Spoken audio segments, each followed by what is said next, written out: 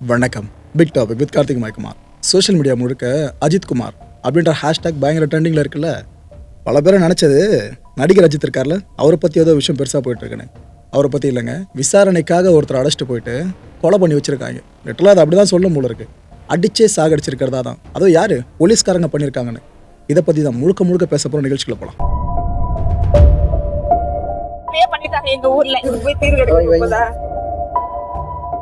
உயிரோட கூட்டு வந்து இப்படி போனமா தர்றாங்களே, இது நியாயமா இவங்களுக்கு?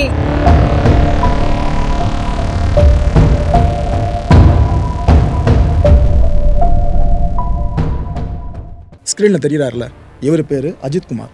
வயசு 27 தான். இந்த சிவகங்கை மாவட்டம் திருப்பவனம் இருக்குல்ல, அது அருகில் இருக்க மடப்புறம் இவரோட சொந்த ஊர். அந்த ஊரை சேர்ந்த இவர் இந்த பத்ரகாளி கோயில் இருக்குல்ல, அந்த பகுதியில் செம ஃபேமஸுங்க இது.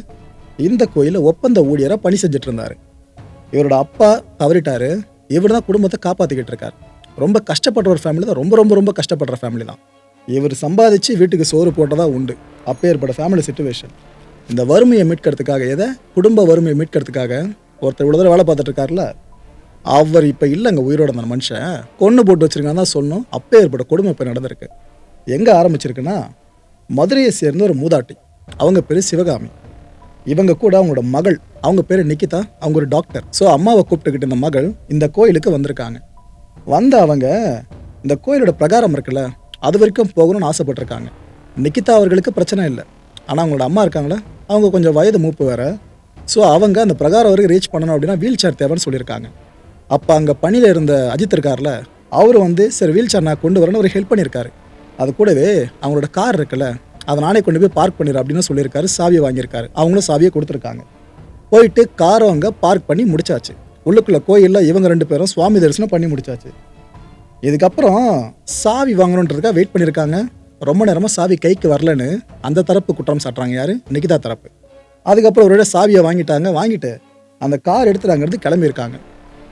பயணத்தோட கொஞ்ச நேரம் முடிவில் தான் தெரியுது, அந்த அம்மா இருக்காங்கள சிவகாமி, அவங்க மகள் நிக்கிதா கிட்ட ஒரு விஷயம் சொல்கிறாங்க. இது போல் காருக்குள்ளே ஒரு 9.5 சவரம் வரைக்கும் நகையை எடுத்து வச்சுட்டு வந்திருந்தேன். ஆனால் இதை காணோம், எங்கே போச்சு என்னாச்சு தெரியல. அவங்க பதறி இருக்காங்க. இந்த மேட்ரு அவங்க மகள்கிட்ட சொன்னதும் அவங்களும் பதறிட்டாங்க. சரி, இது வேற எங்கேயும் போயிருக்காது, கோயிலில் அங்கே காரை பார்க் பண்ண ஒருத்தர்கிட்ட சாவி கொடுத்தோல, அவர்கிட்ட நம்ம விசாரிச்சு பார்ப்போம்னு சொல்லிட்டு அந்த நகை இருக்குல்ல, அதை பற்றி ஏதாவது இன்ஃபர்மேஷன் தெரியுமான்னு சொல்லிட்டு கேட்கறதுக்காக அந்த கோயிலுக்கு காரை திருப்புறாங்க. ஸோ போகிறவங்க திரும்ப அந்த கோயிலுக்கு வராங்க. இந்த வண்டி கோயிலுக்கு வந்துருச்சா, வந்ததும் அஜித் அவர்களை பிடிச்சி விசாரிக்க ஆரம்பிக்கிறாங்க. என்னங்க இது போல் உங்கள்கிட்ட தான் கடைசியாக காரை நாங்கள் ஹேண்ட் ஓவர் பண்ணியிருந்தோம் அந்த பார்க் பண்ணுறதுக்காக.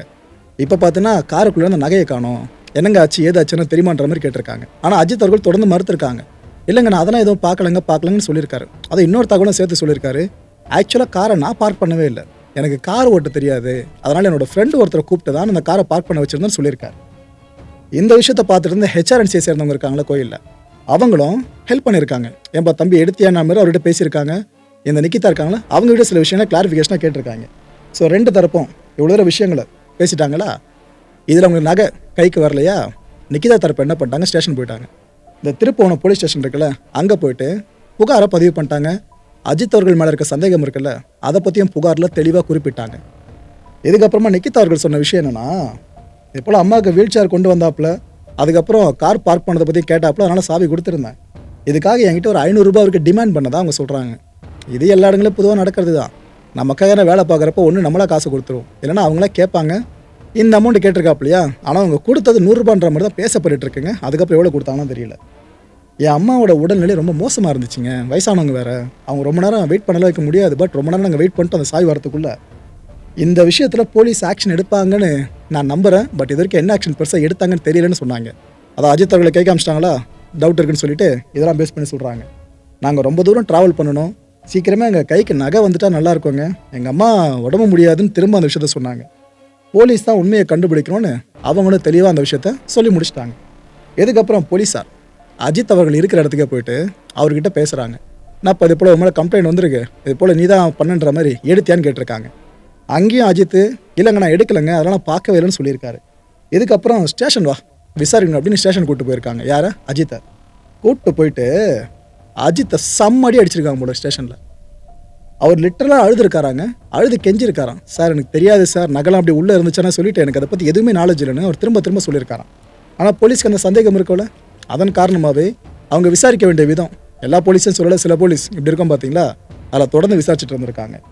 அஜித்தோட நண்பர்கள் இருக்காங்களே அவங்க, அப்புறம் அஜித்தோட ரிலேட்டிவ்ஸு, இப்படி ஒட்டு மொத்தமாக ஒரு 5 பேருங்க அவங்களே விசாரிக்கிறதுக்கு வா அப்படின்னு கூப்பிட்டு போயிருக்காங்களாம். எல்லாரையும் கூப்பிட்டுக்கிட்டு ஸ்டேஷன் போவாங்க தானே நினச்சிட்டு இருக்கீங்க. ஆனால் அந்த உறவினர்கள் சொல்கிற மேட்டர் என்ன தெரியுமா? இந்த போனாங்க பாருங்க போலீஸ் கூட, அவங்க தரப்பில் போன ஒருத்தர் தான் இவரோட சகோதரர், அஜித்தோட பிரதர். அவர் என்ன சொல்கிறாரு, காலையில் 6 மணிக்கே போலீஸ் வந்துட்டாங்க எங்களை தேடி. வந்துட்டு வீடு ஃபுல்லாக ரைடு பண்ணாங்க, ஏதாவது நகை இங்கே வச்சிருப்பாங்கன்னு சொல்லிட்டு அதுவும் தேடினாங்க. தேடிட்டு அதுக்கப்புறம் வா எல்லாம் வண்டியில் ஏறு அப்படின்னு எங்களெல்லாம் வண்டியில் கூப்பிட்டு போயிட்டாங்க. ஒரு தோப்பு ஒன்று இருக்குங்க, அந்த தோப்புக்கு எங்களை கூப்பிட்டு போயிட்டு சரமாரி அடித்தாங்கன்னு சொல்கிறாப்புல. அதுவும் சகோதரர் முன்னாடியே அஜித்தையும் போட்டு வெளுன்னு வெளுத்துருக்காங்களாம். ஸ்டேஷனில் அடிச்சது பார்த்தாதுன்னு அந்த தோப்பில் வச்சு அடிச்சிருக்காங்களாம். கொடுமையை பார்த்தீங்களா? போலீஸ் ஸ்டேஷன் எதுக்கு இருக்கப்போ தோப்பில் வச்சு அடிக்கிறது கருமலாம். வெள்ளிக்கிழமை சாயங்காலம் ஆரம்பித்தாங்க அடிக்கிறதுக்கு, சனிக்கிழமை சாயங்காலம் வரைக்கும் அடிச்சிட்டு இருந்திருக்காங்களாம்.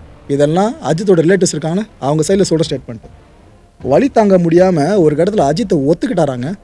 இல்லை நான் எடுத்தேன்தான், அந்த கோயிலோட பின்புறத்தில் ஒரு மாட்டு தொழுவம் இருக்குது, அந்த தொழுவத்தை தான் ஒழிச்சு வச்சிருக்கேன்னு அஜித் சொல்லியிருக்காரு. சரி வா இதுதான் ஒன்று தூரம் அடிச்சோம், வந்து இடத்த காட்டு அப்படின்னு அஜித்தை கூப்பிட்டு வந்திருக்காங்க. அஜித் அங்கே வந்து கொஞ்சம் தேடுற மாதிரி பண்ணியிருக்காப்புல. அதுக்கப்புறம் சார் இங்கே தான் வச்சேன் சார் காணுன்ற மாதிரி சொல்லியிருக்காரு. போலீஸுக்கு சரியான கடுப்பு திரும்பவும். என்ன ப்ரோ அப்போனா அஜித் தான் எடுத்தாப்புலன்னு கேட்டிங்கன்னா அது இன்னும் கன்ஃபார்மே ஆகலை. அஜித்தோட சகோதரர் பற்றி என்ன தெரியுமா சொல்கிறாரு, இந்த பர்சன் தாங்க. கடைசி வரைக்கும் அஜித்தை ஒத்துக்கவே இல்லை.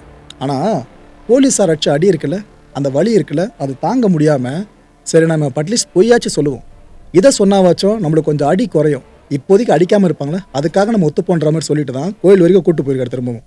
ஆனால் அங்கே போய்ட்டு நகை இல்லைன்னு தெரிஞ்சதுக்கப்புறம் போலீஸார் அங்கே வச்சு அஜித்தை போட்டு தொலைச்சி எடுத்திருக்காங்களாம், செம்மடி அடிச்சிருக்காங்களாம் அந்த தொழுதுகிட்டே வச்சு. இது எல்லாத்தையும் அவரோட பிரதர் சொல்கிறாப்புல. அதை சொல்லும் போது அவரோட பேச முடியலைங்க மேற்கொண்டு. அவர் பாட்னா கொஞ்சம் அப்படியே ஆடுற ஸ்டேஜுக்கு வந்துடுறாரு. ஏன்னா அடியை வாங்கியிருக்காங்க, இவரோட பிரதர் அடி வாங்குறதையும் பார்த்துருக்காரு. இதெல்லாம் தாண்டி இப்போ அடுத்த கட்ட விஷயமும் நடந்துருச்சு அந்த வழக்கில். அவர் ஒரு மாதிரி அழுதுகிட்டே பேசுகிறார் பேசிக்கிட்ட. அந்த அஜித்தோட உறவினர்கள் என்ன சொல்கிறாங்க, போலீஸ்கிட்ட அஜித் உயிர் பிச்சை தாங்க கேட்டான், அதுக்காக தான் அந்தளவுக்கு கெஞ்சிட்டு இருந்தாப்புல ஒரு கடத்தில் ஒத்துக்கிற அளவுக்கு வந்துட்டாப்புல. இறக்கமே இல்லாமல் அடிச்சுக்கிட்டே இருந்தாங்க. அவன் லிட்டரலாக போலீஸோட காலில் விழுந்து கெஞ்சினாங்க. ஆனால் அஜித்தை விடவே இல்லை, அப்படியே அடிச்சுட்டு இருந்தாங்க. இந்த அஜித்தை அடிச்சதா சொல்லப்படுற அந்த ஸ்பாட் இருக்குல்ல, அந்த இடத்துல இந்த பைப் இருக்குது பாருங்க, தண்ணியில் சப்ளை பண்ணுறதுக்கான பைப்பு, அந்த பைப்பு கம்பி மிளகா பொடியெலாம் இருந்துச்சுன்றாங்க. ஆக்சுவலாக போலீஸார் இதெல்லாம் பயன்படுத்தினாங்களான்னு தெரியல. அப்படி பயன்படுத்தி இருந்தாங்கன்னா மனித உரிமை ஆணையம்னு ஒன்று இருக்குது, அவங்க இப்போ என்ன பண்ணிட்டு இருக்கான்னு தெரியல. இந்த விஷயத்தை பெருசாக பார்க்கணும் அவங்க. அஜித்து தண்ணி கேட்டிருக்காப்லையாங்க, அந்த வாங்கின அடி இருக்கா அதெல்லாம் அவருக்கு ஒரு மாதிரி உயிர் போகிற நிலைமை ஏற்பட்டிருக்கு, தண்ணி கேட்டிருக்காப்புல. போலீஸ் தண்ணியை தராமல் அடிச்சிருக்காங்களாம். எந்த அளவுக்கு கொடுமையான ஸ்டேட்மெண்ட் பார்த்தீங்களா அந்த ரிலேட்டிவ் சைட்லேருந்து. ஒரு இடத்துல அஜித் பயணமாக விற்க ஆரம்பிச்சிருக்காராம். இதுக்கப்புறம் சுருண்டு கீழே விழுந்துட்டாராங்க, அவ்வளோதான். அதுக்கு முன்னாடி கான்ஷியஸாக இருந்தவர் அதுக்கப்புறம் என்ன ஆச்சு அன்கான்ஷியஸ் ஸ்டேஜுக்குன்ற மாதிரி தான் அவர் போயிட்டுருக்கார். பொதுவாக இது போல் விஷயம் நடக்குதுன்னா போலீஸார் என்ன பண்ணுவாங்க, ஹாஸ்பிட்டல் தானே கூப்பிட்டு போவாங்க, அதுவும் அரசு மருத்துவமனைக்கு. ஆனால் இங்கே முன்வைக்கப்பட்ட குற்றச்சாட்டு என்ன தெரியுமா, அஜித் அவர்கள் உறவினர்கள் தரப்பில் தனியார் ஹாஸ்பிட்டலுக்கு கூப்பிட்டு போனாங்க அப்படின்றாங்க. அதுவும் அந்த தொழுவத்தில் வச்சு அடிச்சாங்கன்னு சொன்ன பார்த்தீங்களா, அந்த டைமில் அங்கே இருந்து போன சில பேர் கோயில் ஊழியர்கள், அவங்கள பல பேர் தான் சேர்ந்து ஒரு ஹாஸ்பிட்டலுக்கு அழைச்சிட்டு போனதா சொல்கிறாங்க, கூட போலீஸ் போனதா சொல்கிறாங்க. இதில் இன்னும் கிளாரிட்டி கிடைக்கல மக்களே. இந்த வழக்கு சார்ந்த அடுத்த அப்டேட் வரப்போ இதை பற்றி சொல்கிறேன் உங்களுக்கு. மருத்துவமனை ஊழியர்கிட்ட அஜித்தோட ரிலேட்டிவ்ஸ் விசாரிச்சிருக்காங்களாம், என்னது அட்மிட் பண்ணாங்களே உள்ளே கூட்டு வந்தாங்களே என்னாச்சு அப்படின்னு சொல்லிட்டு. அந்த ஊழியர் தெளிவாக சொல்லிட்டாங்களா, எங்க வர வழியிலே உயிர் போயிடுச்சிங்க அப்படின்ட்டு. உறவினர்கள் அவ்வளோ ஷாக் மக்களே. இந்த விஷயத்த போலீஸ் அவங்ககிட்ட சொல்லலையா, அவங்களே கேட்டு தெரிஞ்சுக்கிட்டாங்களாம். இன்ஃபேக்ட் இந்த விஷயம்லாம் நடந்து முடிஞ்சு ஆக்ஷன் எடுக்கப்படுறதுக்கு முன்னாடி தான் எஸ்பி எங்கிட்ட இந்த விஷயத்தை இன்ஃபார்ம் பண்ணாருன்னு அந்த மக்கள் இப்போ குற்றம் சாட்டுறாங்க. அஜித் உயிரிழந்த விஷயம் கேட்டு அவங்க அதிர்ந்து போயிட்டாங்களா, அதிர்ந்து போன கையோடு எல்லாரும் அழ ஆரம்பித்தாங்க, அங்கேயே போராட்டத்தில் ஈடுபட ஆரம்பிச்சிட்டாங்க. உறவினர்கள் சொல்கிற விஷயம் போராட்டத்தில் ஈடுபடுறப்ப என்னென்னு பார்த்தீங்கன்னா, தனிப்பட போலீஸ்காரங்க ஒரு 7 பேருங்க, இவங்க தான் மாட்டு அடிக்கிற மாதிரி அஜித்தை போட்டு அடித்து துவைச்சாங்க. வழி தாங்க முடியாமல் தான் அஜித் உயிரிழந்திருக்கார தவிர இது ஒரு குளம் தாங்க பார்க்கணும். இதை விசாரணை பண்ணி அவரை இறந்த மாதிரிலாம் சொல்லக்கூடாது, இது ஒரு குளம் தான் பார்க்கணும். தப்பே செஞ்சுருந்தாலும் கொலை செய்கிற அதிகாரத்தை போலீஸுக்கு யாருங்க கொடுத்துன்னு கேட்குறாங்க அவங்க. மக்களை இவங்க இது இருக்கப்பட்டவங்களாம் இல்லை, கஷ்டப்படுற மக்களும். குடும்ப பின்னணியை பார்த்தா அவ்வளோ மோசமாக இருக்குது, அவ்வளோ காசு இல்லாத குடும்பம். அந்த குடும்பத்துக்கு இப்போ ஏற்பட துயரம். அஜித் மேலே இது வரைக்கும் எந்த குற்ற வழக்கம் இல்லைன்றாங்க. இந்த விஷயம் நல்லா நோட் பண்ணிங்க மக்களே, இதுக்கு முன்னாடி எந்த வழக்கம் அவர் மேலே கிடையாது. சரியாக விசாரிக்காமல் அஜித்தை கொலை பண்ணிட்டாங்கன்னு அஜித்தோட அம்மா இருக்காங்களோ அந்த அம்மா அழகிறதுலாம் அவ்வளோ பாவமாக இருந்துச்சுங்க. அவங்களுக்கு என்ன நடக்குதுன்னே தெரில லிட்டரலாக. அதாவது அஜித்தோட பிரதர் ப்ரெஸ்ஸை சந்தித்து பேசுகிறாரு, அப்போ அந்த அம்மா பக்கத்துல இருந்து அவங்க பாட்டுன்னு தனியாக பேசிட்டு இருக்காங்க. உயிரோடு போன புள்ளப்பா பணமாக கொடுக்குறாங்கப்பா அப்படின்னு அந்த அம்மா பாட்டுன்னு ஒரு பக்கம் ஏக்கமாக கதறிட்டு இருக்காங்க. அந்த கதறெல்லாம் யாருக்கும் வந்துடக்கூடாதுங்க. இந்த மாவட்ட எஸ்பி இருக்கார்ல ஆஷிஷ் ராவத், அவர் ஆக்ஷன் எடுக்கிறேன்னு சொன்னாப்ல. அதன்படி பார்த்தீங்கன்னா 6 காவலர்களை சஸ்பெண்ட் பண்ணாருங்க முதற்கட்டமாக. பிரபு, கண்ணன், சங்கர மணிகண்டன், ராஜா, ஆனந்த், ராமச்சந்திரன். இப்போ இவங்களையெல்லாம் தான் பொதுமக்கள் கரிஞ்சு கொட்டிக்கிட்டு இருக்காங்க. போலீஸ் வேலைக்கு எதுக்கு அமிச்சா என்ன பண்ணிட்டு இருக்கீங்க அப்படின்ட்டு. உறவினர்கள் போராட்டம் இருக்குல்ல, அது இன்னும் அடுத்த லெவலுக்கு போகிற மாதிரி ஆயிடுச்சு. உதாரணம் உங்களுக்கே தெரியும், நம்ம மாநிலத்தை பொறுத்த வரைக்கும் ஒரு விஷயம் ஆரம்பிக்கிறப்ப சின்னதாக இருக்கும், அது போராட்டம்னு போயிடுச்சுன்னா அது கலவரமாக மாறி சட்டம் ஒழுங்குக்கு பெரிய பிரச்சனை ஏற்படுற ஆபத்துகள் நிறைய நம்ம இதுக்கு முன்னாடி பார்த்துருக்கோம். அது போல் இந்த விவகாரம் மாறிடுமோன்னு சொல்லிட்டு அஃபிஷியல்ஸ் எல்லாரும் இந்த விஷயத்தை ப்ரையாரிட்டி கொடுக்க ஆரம்பிச்சிட்டாங்க. இந்த போராட்டத்தில் ஈடுபட்ட மக்கள் சொன்னது, சஸ்பென்ஷன் மட்டும் வச்சு என்னங்க பண்ணுறது, ஒரு உயிர் எடுத்திருக்காங்க, சஸ்பெண்ட் பண்ணி விட்டுருவீங்களா? அவங்கள அரெஸ்ட் பண்ணுங்க, அரெஸ்ட் பண்ணி சட்டப்பூர்வமாக என்ன தண்டனை வாங்கி கொடுக்க முடியுமோ வாங்கி கொடுங்க. இதைத்தான் நாங்கள் எதிர்பார்க்குறோம். எங்கள் வீட்டு பையனை கொண்டிருக்காங்களே, அதுக்கான நீதி இதுவாக தான் இருக்கும்னு அந்த மக்கள் கேட்க ஆரம்பிச்சிட்டாங்க. அது வரைக்கும் நாங்கள் அஜித்தோட பிரேதத்தை வாங்கவே மாட்டோம், தொடர்ந்து நாங்கள் போராட்ட காலத்தில் இருப்போம்னு அவங்க சொல்லவே, அவங்களுக்கு போராட்ட காலத்தில் உதவும் வகையில் மார்க்சிஸ்ட் கம்யூனிஸ்ட்டை சேர்ந்த தோழர்கள் இருக்காங்களே, அவங்களும் அந்த களத்துக்கு வராங்க. ஸோ ஒட்டுமொத்தமாக எல்லாரும் சேர்ந்து போர்க்கொடியை தூக்க ஆரம்பிச்சிட்டாங்க. மதுரை ராஜாஜி அரசு மருத்துவமனை இருக்குல்ல, அங்கே தான் அஜித்தோட பிரேதம் வைக்கப்பட்டிருந்துச்சுங்க.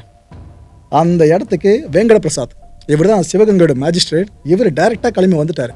ஏன்னா இஷ்யூ ரொம்ப பெருசாக மாறுதுன்றவே தான் கிளம்பி அவரே வந்துட்டார். அந்த அஜித்தோட ஃபேமிலி மெம்பர்ஸ் இருக்காங்களே, அவங்ககிட்ட அவர் விசாரிச்சார், என்னமாச்சு ஏதாச்சு, போலீஸ் எப்போ வந்தாங்க, எப்போ கூப்பிட்டு போனாங்க, என்ன ஆச்சுன்ற மாதிரி எல்லாத்தையும் கேட்டாங்க. அதுக்கப்புறம் அந்த ஃபேமிலி மெம்பர்ஸ் ஒரு மனுவை கொடுத்தாங்க அவர்கிட்ட. ஐயா என்ன ஆச்சுன்னே தெரியல, ஆனால் எங்கள் பையனை விசாரிக்கணும்னு சொல்லி கூப்பிட்டு போய் கொலை பண்ணி பிரேதத்தை மட்டும் எங்கள் ஹாஸ்பிட்டலில் வச்சிருக்காங்க ஐயா, இதை பற்றி கேளுங்க ஐயான்னு இவங்கெல்லாம் அந்த மனுவை அவர்கிட்ட கொடுத்தாங்க. நீதி விசாரணை வேணும்னு கேட்டிருக்காங்க. இது நீதியான ஒரு விஷயம்தான். நம்ம ஃபேமிலியில் யாருக்குன்னா இப்படி ஆயிடுச்சுன்னா இதைத்தான் நம்மளும் கேட்போம், அதான் அந்த ஃபேமிலியும் கேட்டிருக்காங்க. அவனுங்களை கடுமையாக தண்டிக்கணும்னு அந்த போலீஸ்காரங்க இருக்காங்க பாருங்க, அஜித் அடித்தவங்க, அவங்க சார்ந்து சொன்னாங்க. அஜித்தோட பிரேதம் இருக்குல்ல, இது அதுக்கப்புறம் உறவினர்கள் பார்க்கறதுக்கு அனுமதிக்கப்பட்டாங்க. மாஜிஸ்ட்ரேட்டை வந்து வாக்குறுதி அளிச்சுட்டு போனாரா ஆக்ஷன் எடுக்கப்படுமான்னு சொல்லிட்டு உடற்கூராய்வுக்கு இந்த உறவினர்கள் சம்மதம் தெரிவித்த கையோடு உடற்கூராய்வு முடியுது. அதுக்கப்புறம் அஜித்தோட பிரேதம் இருக்குல்ல, அதை ஃபேமிலி மெம்பர்ஸ்கிட்டே ஹேண்ட் ஓவர் பண்ணிட்டாங்க. ஆக்சுவலாக அந்த உடற்கூராய்வு இருக்குல்ல, அது ஃபுல்லாக வீடியோ பதிவாக செய்யப்பட்டிருக்கு. நாளை பின்ன இந்த இஷ்யூ ரொம்ப பெருசாக வெடிக்குதுன்னா கோர்ட்டில் இது பெரிய எவிடன்ஸாக நின்று பேசும். சொந்த ஊர் மடப்புறம் தானே, அங்கே வச்சு ஃபுல்லாக தகனம் பண்ணி எல்லா ரிச்சுவல்ஸும் முடிச்சாங்க. இந்த இஷ்யூ இன்னும் பெருசாக மாறிடுச்சு அரசியல் களத்தில். அதுவும் தேர்தல் நெருங்க ஒரு சின்ன இஷ்யூனாலும் 100% பூதக்கம் நடிச்சு பெருசாக தான் பார்க்கப்படும். இது எப்போ நான் பார்க்குற ஒரு விஷயம் தான். அரசியல் தலைவர்கள் கடுமையான கண்டனங்க. அதிமுக பொதுச் செயலாளர் இபிஎஸ் அவர்கள் இருக்காங்களே, அவங்க ஜேவிஎம் படம் பார்த்த பிற்பாடு எனக்கு இந்த உள்ளம் உளுங்கிடுச்சுன்ற மாதிரி அப்போ சிஎம் அவர்கள் சொல்லியிருந்தாங்களே, அந்த ஃப்ரேஸை எடுத்து வச்சு அப்படி சொன்ன சிஎம் இப்போ எங்கன்னு இருக்கா மாதிரி இபிஎஸ் அவர்கள் கேட்டிருக்காங்க. இன்னொரு பக்கம் பாஜகவோட மாநில தலைவர் நயினார் நாகேந்திரன் அவர்கள் என்ன கேட்குறாங்க, இது லாக்அப் மரணமோன்ற சந்தேகம் ரொம்ப வலுவாக எழுதுன்னு சொல்கிறாரு. இன்னொரு பக்கம் நாம் தமிழர் கட்சியோட தலைமை ஒருங்கிணைப்பாளர் சீமான் அவர்கள், அவங்க மேலே கொலை வழக்கு பதிவு பண்ணுங்க அந்த போலீஸ்காரங்க மேலே அப்படின்னு அவர் ஒரு பக்கம் கேட்டிருக்காரு. ஸோ அரசியல் காலத்துலேயும் இந்த விஷயம் ரொம்ப பெருசாக மாறிடுச்சு. மக்களை இந்த கான்டென்ட்டை பொறுத்த வரைக்கும் நாமெல்லாம் சிந்திக்க வேண்டிய முக்கியமான விஷயங்கள், முதன்மையான விஷயம், அரசியல்வாதி விஐபி இவங்க விட்டு பசங்களை போலீஸ்காரங்க தொட்டுருவீங்களா? அவ்வளோ தைரியம் இருக்கா அவங்களுக்கு? ஆனால் காசுக்கு இல்லாத அண்ணனாங்காட்சி குடும்பம் இருக்குல்ல, அவங்கள மட்டும் ஈஸியாக அடிச்சிடுறீங்க. மற்றபடி பணம் இருக்க ஆளுங்கிட்ட அப்படி தலையை நிமிந்து பேசவே பயப்படுறீங்க. இதெல்லாம் என்னென்னு சொல்கிறது? நாங்கள் பார்த்த சில போலீஸ் ஆஃபீஸர்ஸ்லாம் இருக்காங்க, சல்யூட் பண்ண தோணும் அவங்களோட சர்வீஸை பார்த்து. அந்தளவுக்கு மக்கள் குரலாக ஒழிக்கிற சில போலீஸ்காரங்களை பார்த்துருக்கோம். ஆனால் அது ரொம்ப ரொம்ப ரேர் ஆகிடுச்சு மக்கள் இந்த காலத்தில். இது போல் கூட்டு போய் அடிக்கிறீங்கன்னா பெரிய இடத்து பசங்களை கை வைக்கிறது மட்டும் அவ்வளோ பயம், லிட்டரலாக பயம்தான் அது. அதுவும் இல்லாமல் அடிக்கிற உரிமை யார் உங்களுக்கு கொடுத்தது? இது வரைக்கும் புரியாத புதிராக இருக்குது. ரெண்டாவது சிந்திக்க வேண்டிய விஷயம், அதிகார துஷ்பிரயோகத்தோட உச்சகட்டமே இந்த கொடுமை தான். ஏதோ அரசியல்வாதிங்க பண்ணுறதா அதிகார துஷ்பிரயோகம் நினச்சிட்டு இருப்பீங்க பல பேரும். இதுவும் ஒரு அதிகார துஷ்பிரயோகம் தான். இது போல் பையன் மேலே டவுட் இருக்கா, போடு வழக்கு பதிவு பண்ணு, அடுத்த கோர்ட் ப்ரொசீடிங்கும் அதுக்கு நோக்கி அனுப்பிவிடு. உங்கள் வீட்டில் அந்த எத்தனை திருப்பி கொடுக்க போறீங்க நகையா? கிடையாதுல்ல. சம்பளம் ஒன்றும் வாங்குறீங்களா? எதுக்காக? சட்டத்தை காப்பாற்ற மட்டும்தான். அது லீகலாக என்ன சொல்கிறோம் அதை மட்டும் செய்யணும். அதை விட்டு அதிக பிரசங்கித்தனமா ஒரு இல்ச்சவாயம் கிடைச்சான்னு சொல்லிட்டு போட்டு அவனை அடித்து துவைக்கிறதுல என்ன கருமுதுன்னு தெரியல. இந்த கொலகாரங்களை பிடிக்கிறதுலையும் பாலியல் வன்கொடுமை செய்கிறவனை பிடிக்கிறீங்களா, அதில் அந்த ஃபோக்கஸை நல்லா காட்டுங்க. அதை விட்டு அப்பாவிங்க உயிரை சதைக்கிறதுக்கு எதுக்கு உங்களோட பயிற்சியை இப்படி பாவமாக மாற்றுறீங்கன்னு தெரில. மூணாவது சிந்திக்க வேண்டிய விஷயம், இப்போ நடந்து போயிடுச்சுங்க. அட்லீஸ்ட் அஜித்தோட குடும்பத்தினர் இருக்காங்களே, அதில் ஒருத்தருக்காச்சும் அரசு வேலையை வாங்கி கொடுங்க. இன்னொரு பக்கம் இழப்பீடியும் சும்மா அந்த 3 லட்சம் 4 லட்சம் சொல்லி முடிக்காமல் அதிகப்படியான தொகையை கொடுத்தே ஆகணும். ஏன்னா ஒருத்தர் தான் குடும்பத்தை காப்பாற்றுறவர். இப்போ அவரெல்லாம் இந்த குடும்பம் என்ன பண்ணும்? நாலாவது சிந்திக்க வேண்டிய விஷயம், கடைசி வரைக்கும் மக்கள் நம்பிக்கை வச்சுட்டு இருக்காங்க பார்த்தீங்களா, இது திரும்ப நடக்காதுன்னு சொல்லிட்டு. ஆனால் இது திரும்ப நடந்துக்கிட்டு தான் இருக்குது. கடைசியில் மக்கள் தான் முட்டாளாக்கப்பட்டு இருக்காங்க. ஒவ்வொருத்தர் யார் வந்தாலும், ஆட்சிக்கு வரணும் சரி, அதிகாரத்தில் இருக்கணும் சரி, நாளைக்கு இது நடக்காது, நாங்கள் அதுக்கு பொறுப்பு, நாங்கள் பார்த்து போன்ற மாதிரி சொல்லுவாங்க. ஆனால் என்னங்க இப்போ நடந்துருச்சுன்னு கேட்டால், இது அவங்க ஆட்சி, இது எங்கள் ஆட்சி, இந்த மாதிரி திரும்ப மாறி பேசுவாங்க. எந்த கட்சி ஆட்சியில் இருந்தால் இதுதான் பண்ணிக்கிட்டு இருக்காங்க. நான் அதிகாரிகள் மேலே நமக்கு எவ்வளோ தூரம் எந்த ஒரு விமர்சனம் வருதோ அந்தளவுக்கு அரசியல்வாதிகள் மேலே வரதான் செய்யுது. இப்போ நம்ம மாநிலத்திலேருந்து ஒருத்தவங்க போயிட்டு ஒலிம்பிக்கில் ஒரு மெடல் அடிக்கிறான்னு வைங்க, பெருமையாக பேசுவோமா? அதே மாநிலத்தில் குற்றங்கள் தொடர்ந்து நடக்க ஆரம்பித்தா அதை பற்றி பேசிதான் ஆகணும். ரெண்டுத்துக்கும் ஆர்டர் வந்தால் பொறுப்பேற்க முடியும். எந்த கட்சியாக இருந்தாலும் இது பொருந்தும்னு நினைக்கிறேன். 5வது சிந்திக்க வேண்டிய விஷயம், இந்த ஜூன் மாதம்னாலே கஸ்டடியல் டெத்துன்ற மாதிரி தான் நம்ம பார்க்கணும் போல இருக்கு. இனிமேல் சாத்தான்குளம் படுகொலை இருக்குல்ல, அந்த சம்பவம் நடந்தது ஜூன் மாதம் தான். இப்போ இந்த சம்பவம் நடந்திருக்குல்ல, இதோ ஜூன் மாதம் தான். இந்த டிசம்பர் மாதம் சார்ந்து நம்ம மழைக்கு பயப்படுவோம் வருஷம். இனிமேல் ஒரு வருஷம் ஜூன் மாதத்தை பார்த்து இது போல ஒரு விஷயம் நடக்குமான்னு பயப்படணும் போல இருக்கு. அசிங்கப்பட வேண்டிய விஷயம் இதெல்லாம். அடுத்த நிகழ்ச்சி சந்திக்கலாம். நன்றி, வணக்கம். மாயம் ஸ்டுடியோஸ் நண்பர்களே, மாயம் ட்ரெண்ட்ஸ் அப்படின்ற ஒரு புதிய ஃபேஸ்புக் பேஜை ஓப்பன் பண்ணியிருக்கோம். நீங்கள் யூடியூப்பில் பார்த்துட்டு இருக்கீங்களா நம்மளோட கான்டென்ட்ஸ்லாம், இதெல்லாம் விட ஒரு படி மேலே ரொம்ப கிறிஸ்பாகவும் ரொம்ப சூப்பராகவும் நிறைய கான்டென்ட்ஸ் உங்களுக்கு இந்த பேஜில் காத்துட்ருக்குங்க. ஸோ உடனடியாக ஃபேஸ்புக் பிளாட்ஃபார்ம் போங்க, மாயம் ட்ரெண்ட்ஸ்னு டைப் பண்ணி சர்ச் பண்ணி நம்ம பேஜை ஃபாலோ பண்ணுங்கள். அப்படியே நம்ம சேனலையும் நீங்கள் சப்ஸ்கிரைப் பண்ணிட்டீங்க அப்படின்னா இன்னும் நிறைய புது கான்டென்ட்ஸை உங்களுக்காக ப்ரொடியூஸ் பண்ணி கொடுத்துக்கிட்டே இருப்பாங்க. நீங்கள் பண்ணுற ஒவ்வொரு சப்ஸ்கிரிப்ஷனும் எங்களுக்கு பெரிய மோட்டிவேஷனாக அமையும்.